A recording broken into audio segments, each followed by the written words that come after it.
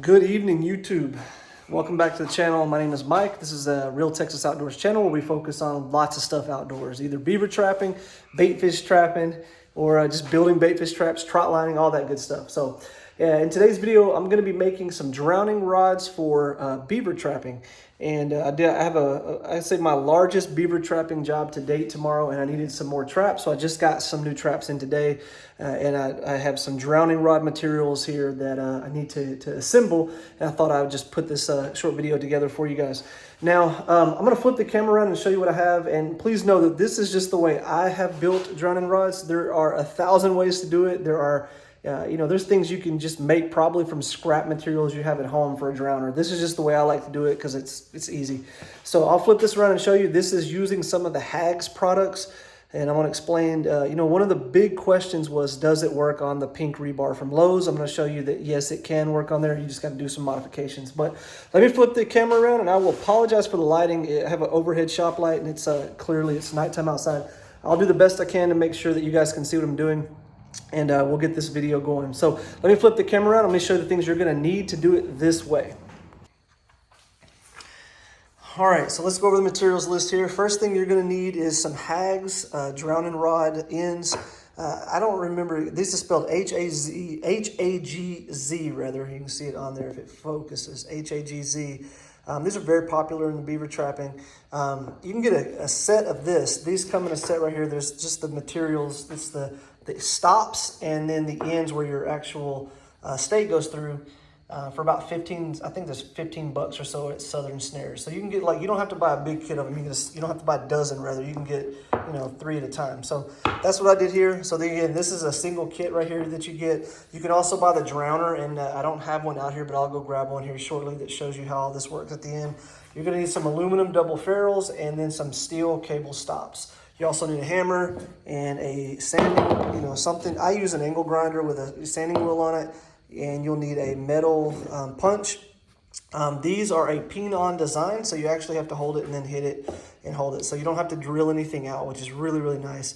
These are fantastic. These make beaver trapping so much easier because you're not having to jack with that double or that quick link. You just can slide the whole thing over this. You can actually leave your drowner attached to your trap and then slide it over. Now I don't want to say the star of the show because I would say those are probably it, but the thing I'm using for my drowner are 10-foot, the pink 10-foot rebar, fiberglass rebar shafts from Lowe's. And so the question that I saw it posted in a Facebook group for beaver trapping a while back was, will the Hagz drowning system or the Hagz drowners, the ends and the stops work on this rebar? Now, Hagz makes some really, really nice white drowners, but the issue with those is, well, when I tried to order them, they were out of stock, but I know an issue is going to be shipping because they're just really, they're 10 feet long. That's going to be a problem with shipping. I think these at Lowe's are about $9 a piece. They're also lightweight.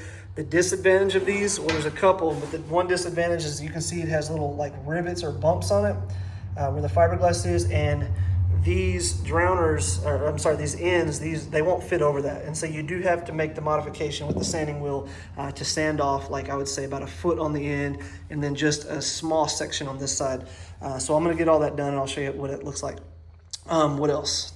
And I also have some spare cable, and I'll show you what that's for here in just a second. That is, these are specifically designed for the 3/8 inch, T stakes or the 3/8 inch rebar stakes. They won't work with 1/2 inch rebar, which was what I have. And so I usually end up making something like this, like a loop that goes on the outside of that where I can stake it with, whatever I have with me. So I don't have to worry, whether I have the 3/8 inch or the 1/2 inch rebar. I can just use what I got and it works. So I'll show you all that. Okay, so first things first, I like to put my drowning rod end. Well, let me flip the camera around and then we'll make it work that way. So first things first, I like to put my stops about 1 foot towards the end. I know there's some people use 8 inches, 10 inches, whatever. I just like mine about a foot because I did a foot on the other one, so I'm going to make them a foot. So ultimately what I have to do, because this will not slide over this because of the way that this is designed, it's just a little bit too wide. I mean, barely. I'm going to have to grind off about a foot of this to make it smooth, where this thing will slide right over the top of it. And so again, It will work. It just takes a little bit of work to do it. They do sell the white smooth ones. That'll slide right over it and it works perfectly. Again, the shipping would be an issue with those. This works fabulous for beaver trapping. The pink doesn't seem to bother the beaver at all. It's worked great for me. One disadvantage though with this fiberglass rebar, just being totally transparent, is that after this coating that's on it starts to wear off, you absolutely have to wear gloves with this. If you just start picking it up and pulling around, you'll get those little fiberglass splinters all in your hand, and it's terrible. So that is one disadvantage for sure. So when you do this, make sure that you're wearing gloves, or when you use these, rather, make sure you're wearing gloves. One thing I did forget to mention, when you're grinding this off, common sense, right? You have to wear a mask. Like this is fiberglass you're grinding off, so wear a mask when you do this. And anyway, let me quit rambling rather and get this started. So first thing I'm going to do is I'm going to mark about a foot where I want my stops to go. So I'm going to grind all of this down where this will come up here at about a foot and then stop there. And I'm going to do it for all three of these because I want them uniform. My OCD won't allow me to beaver trap if they're not, all pretty much uniform. So that's that. Now on the other side, it's not near as wild. You don't have to grind very much. Like this is only about where it goes into there, only about 1.5 inches. And so on the other side, I'm gonna make a similar mark about 1.5 inches in, just sand it down slightly where that thing will slide over the end, and then you can peen it on. So let me get this marked on the other side, and then we'll come back here in just a second. Got my grinding wheel set up. I'm actually going to do this outside of the shop because it kicks up a ton of dust, and I don't want that white dust all over everything. I did clean the shop the last week, and I'd rather not have to do that again. But you need eye protection for sure. You need a mask and gloves. Those are the things maybe I didn't mention earlier as part of what's required, but you definitely need that stuff. So what I'm going to do instead of filming this part, I'm just going to take it out here and I'm going to grind it off. And then I'll come back in and show you what it looks like. If you take your time, it actually looks really good. It does a good job. I mean, it works perfectly. So let me move the camera, and then I'll get this going, and I'll be back shortly. That was quick and easy. Now it's not perfect or by any means, but it's not bad either.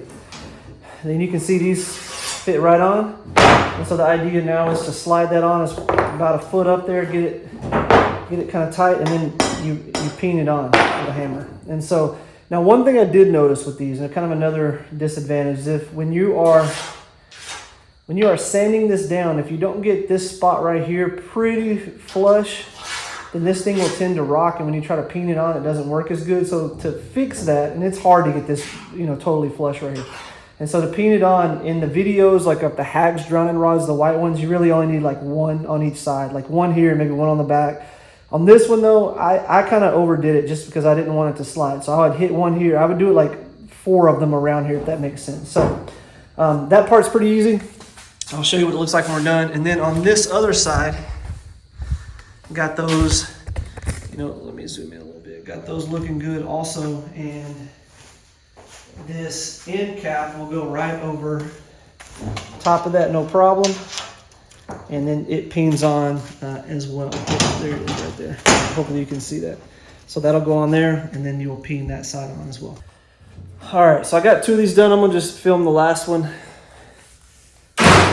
You can, really would be a lot easier if I use like a vise. I don't have a vise in here, so or a clamp of any kind. So I'm just gonna kind of make a little rig here to do it. Doesn't have to be perfect.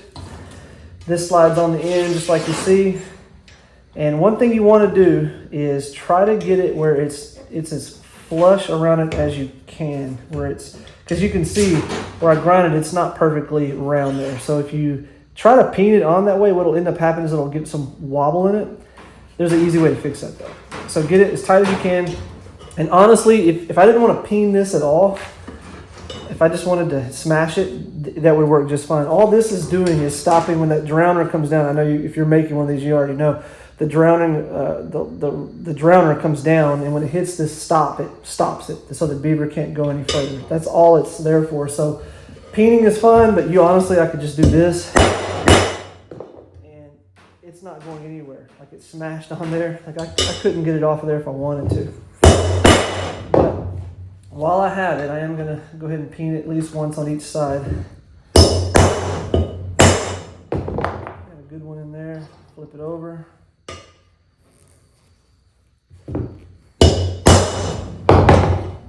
Decent one there. Got a good one there. And if I mean, there's no way I couldn't pull that off if I wanted to. So that side's done. Pretty quick and easy. You flip it around, and let's do the stake side. So same on this. Now I probably, in retrospect, I think I did this on all of them. I grinded it 1.5 inches, and it's a little too far. So I get this little bit of play here on the end, but that's not, honestly, not a big deal at all. So I'm gonna do the same with this. If I can get it kind of where I want it. Get it as straight as I can and get it started also.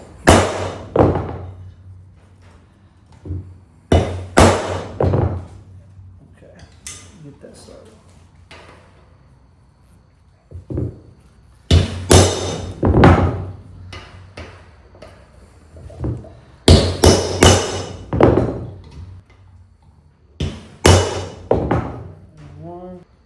I'm going to do 2 on each side on this one just to hold it a little bit better.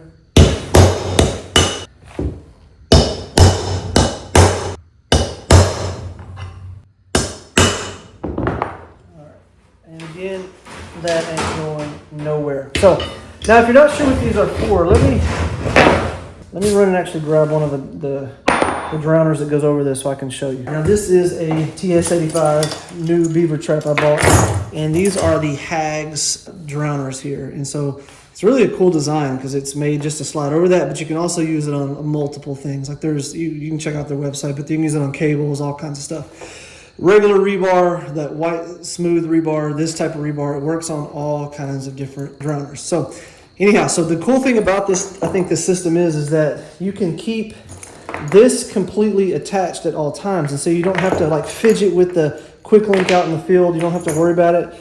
You basically stake your rod where you want it, and then you just slide this end over it just like so, and that's all you have to do. Run a stake through here, and then you're set. So it's a real simple deal. The idea behind this thing is it'll slide down this rod real easy, but because of the design, when the Beaver goes down, it'll slide easy, but when they try to come back up, they can't, and it locks them, and they end up drowning. Now, one thing, I know in the video you saw me like hitting this with a hammer and smashing it. You do have to be careful. If you smash it too much, then this will not slide over that. So you do have to be careful of that. But as long as you check it before you go use it, you're good. But so you can see I did hammer it down a little bit to get it kind of sealed where I wanted it, or like a set where I want it, and then I peened it on in 2 different spots, 1 on each or 2 on each side. And that joker ain't going nowhere. Now, one thing to keep in mind is that if you have a bunch of stakes that are made out of, let me make this camera move it. I'm sorry, I hope you could see that. So one thing to keep in mind is you have a bunch of stakes for your traps that are made out of 1/2 inch rebar. It will not go through this Hagz end here. You have to use 3/8 inch. It would be the only thing that goes through there. Now, I don't have all 3/8 inch. I have, about 50-50, and it's hard to keep up with, when you're just trying to run and gun and get stuff done. That run, gun, get stuff done. It's hard to keep up with which stake you got. So one thing I do to fix that is I will make a loop, and I'm not going to film all that, but you get the idea. I'll make a small loop like this and attach it in here, and that way I can either stake it down, I can stake it with whatever I got. So that works well there. Here's the actual finished product. Pretty straightforward. Allows me to put both 1/2 inch and 3/8 inch rebar stakes in there without a problem. Still can squeeze these down where the drowner will go over top of them. All right, guys, that's going to do it for this video. I appreciate you guys watching, and maybe 1 or 2 of you guys got something from this video.